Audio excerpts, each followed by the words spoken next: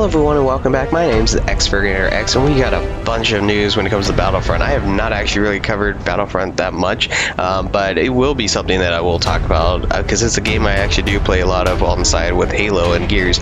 And starting August 28th, there's going to be a bunch of updates that are going to come. There's just from a news update that just came out recently. So starting August 28th, the inside of the Venator and the CIS Dreadnought now are playable in HVV. So Heroes vs. Villain, you can actually be inside the Republic Venator or the CIS Dreadnought as playable areas to play when you play your matches against each other, which is going to be cool. They also said they'll be altering the insides of these areas too for other things, including when it comes to capital supremacy. So yeah, when it comes to capital supremacy, the interior is not going to be changed entirely, just both visual looks of it, they're going to alter things around, and also gameplay wise, the interior is going to be changed so that now in capital supremacy, you have 5 minutes to capture phase 1, and in order to take that objective down and move to the next phase, and then the second phase is the same exact thing. So it's really dependent on your timing, how quick you move. So it's no longer based on ticket counts. Instead, it's based entirely on you have 5 minutes to capture the first objective, and then you can capture the next objective. And any time that you have left gets added on. So basically, you have a short amount of time to react. So if you capture the objective in 3 minutes on the first one, and you get that 5 extra minutes added, now you have 8 minutes to take the next objective. But yeah, it's going to be really heavily reliant on you guys having to take that objective, and any progress made through either phase 1 or phase 2 stays. So even if you lose but you got halfway through phase 1, next time you go to that area, it's going to still stay at the same progress that you were at the last time you went in there. So it's still going to stay there. This way, they're kind of changing it up so that the matches don't last as long. That's the way they're going to alter it, which to me, even though I kind of like long matches, it's kind of okay with me. I just wish they would actually pay out more, because I won't play Capital Supremacy anymore because the payout is so bad. You can go a whole match and only make 700 credits, and you only played about an hour. I can do that much in maybe 2 matches of Galactic Assault and beat both those matches maybe like only 15 minutes long. So in reality, it's not feasible for me to go on an hour-long match when I can make far more credits playing Galactic Assault. That was my problem with it. But yeah, they're going to be altering the insides as well, so everything's going to be changed around a bit too. You will now be able to spawn in on any command post now, which is also something cool.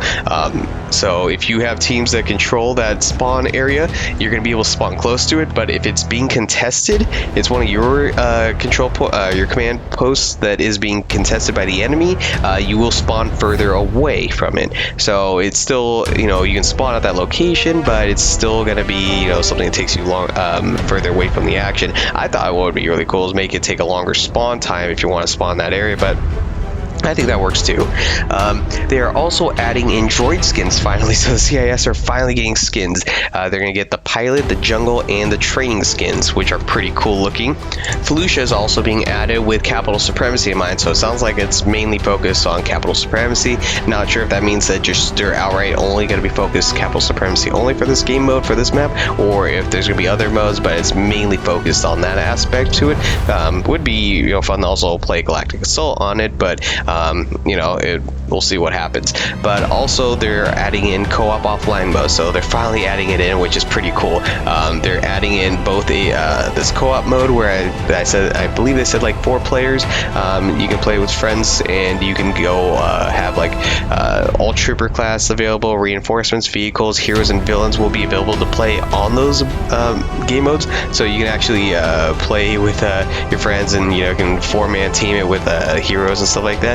But guess what as well? The enemy AI can also do this. I wonder if they're going to allow your teammates to be able to, or your teammate bots to be able to use heroes, but the enemies can also now use these as well, including going against heroes and villains. So that's right, your enemy can now operate vehicles, they can operate reinforcements, and they can operate using heroes and villains too to go against you. So that's going to be cool. also add to it, instant action is being added. Currently only with the capital supremacy in mind, but it'd be pretty interesting to see if they end up adding in other modes. But currently that's what they're adding, which is going to be pretty interesting to see.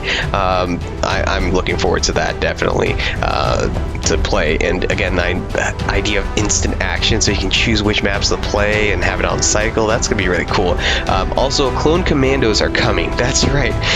People were like, wait a second, they lied to us. They said that they weren't the prophecy, which I think he was joking about, because they were like, fulfill the prophecy, but the prophecy is the chosen one, and the chosen one is Anakin. So I think he was just messing with them because of the wording. But in reality, yep, clone commandos are confirmed. They are coming, and they showed some gameplay of it, or some demos of it, and they are bringing with their iconic DC-17M weapons and several abilities to be able to change out the weapon to have different things on it, which is really cool. A lot of people are going crazy for that. I think that's probably the best part of this whole entire update. I mean, everything about this update is with news is great, and the fact that it's coming so soon is even better.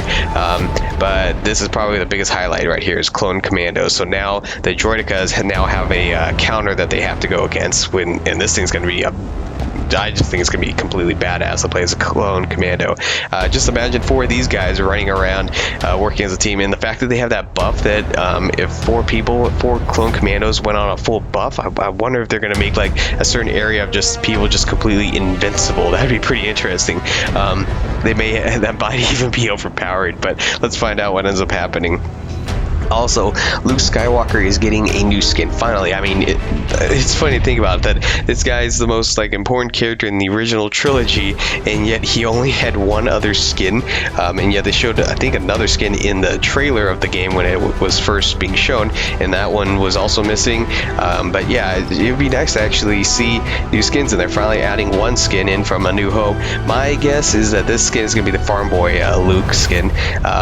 And that'd be cool too, because also if they're adding in him as Luke, I wonder what they're gonna do for A New Hope for that skin, if it's gonna be a blue lightsaber, because he didn't have the green lightsaber. So I'm wondering if they're gonna even give him a new lightsaber too, which would be really cool to see. Also, they're adding. They said they haven't told what it's gonna be yet, but we can also hypothesize what it's gonna be and theorize what they're gonna end up adding, which is gonna be new reinforcements, appearances, and a brand new front menu system, which allows you to play the era of your own choosing. So my guess is, well, let's keep going, sorry, my bad. The content is going to be inspired off of Star Wars The Rise of Skywalker, so which will include a new planet and some new reinforcements, but they haven't said what they're going to be. My guess is a Sith Trooper is going to be for the First Order. That's just going to be my guess. I'm pretty positive that's going to be the case. They have no word yet on any new heroes and no class weapons, something that people have been asking for. To me, there's just way too many heroes already, but some people really want new heroes. They want Ahsoka and Cad, and those are cool and all, but I'm more wanting to see something new when it comes to weapons, like new class weapons. There's so many that were in Battlefront 1 that aren't in Battlefront 2, but I'll link that article down below if you want to read more details, things I may have missed and didn't cover. But I think overall this is going to be great news. I'm looking forward to this. So if you guys are interested in this stuff, you're interested in some of this stuff that I'm talking about here, you just like watching Battlefront stuff, I actually have something that's coming. I'm not going to say when it's going to happen, but I actually have something really cool that I'm going to be doing a video later on. If you ever seen my major video that a lot of people loved it, it was the 50 most requested features for Halo Infinite, where I went around, asked people what did they want to see in Halo Infinite, and I added a whole bunch, 50 different things. It made a cool video that was, I think, maybe an hour long, but it had every single thing that everyone wanted to see in Halo Infinite, and people really loved that video, and they're like, I wish all this stuff would be in it. And I did the same thing with Gears 5. I did that, and almost everything that so far I've asked for in those games has been announced for, I think, Gears 5 and Halo Infinite. A lot of that's getting rumored, but I mean, that'd be cool. So when it comes to Battlefront 2, and technically the video is getting more Battlefront 3 related, I got something going on for that. And so if any of you guys are looking forward to to seeing a video where I talk about the ideas of what should be in a Battlefront 3. It's just not to kind of brag here, but the script is about 50 pages long, so it's going to be a fun video to talk about. Yeah, I'm a little bit of a Star Wars fan too, so this is going to be fun to talk about that one. I can't wait to eventually cover that, but I'm going to wait till after The Rise of Skywalker comes out, because I don't know what's going to be in that, and I want to make sure I have everything in it, and saying what would actually be a really cool Battlefront 3 video, or Battlefront 3 game. Obviously, it's just going to be fan, stuff, just, stuff like that. I'm not going to say like, oh, if it's not in there, if they make a Battlefront 3, I'm not going to like it or something like that. But it's just some fun stuff that I decided to make a video on that covers literally everything that would make it a perfect Battlefront 3 game. But anyways, that's going to wrap everything up here. Thank you guys for watching, and if you want to see more, want to see other videos like this related to Battlefront, or that I do live streams on Battlefront or anything like that, make sure to subscribe and hit notifications, and hopefully you'll get more updates. But definitely comment down below if you're interested in that video, because I will be actually taking some fan input from that, but a lot of that is definitely covered. But anyways, that's gonna wrap everything up. Anyways, you all have a great rest of your day. Take care.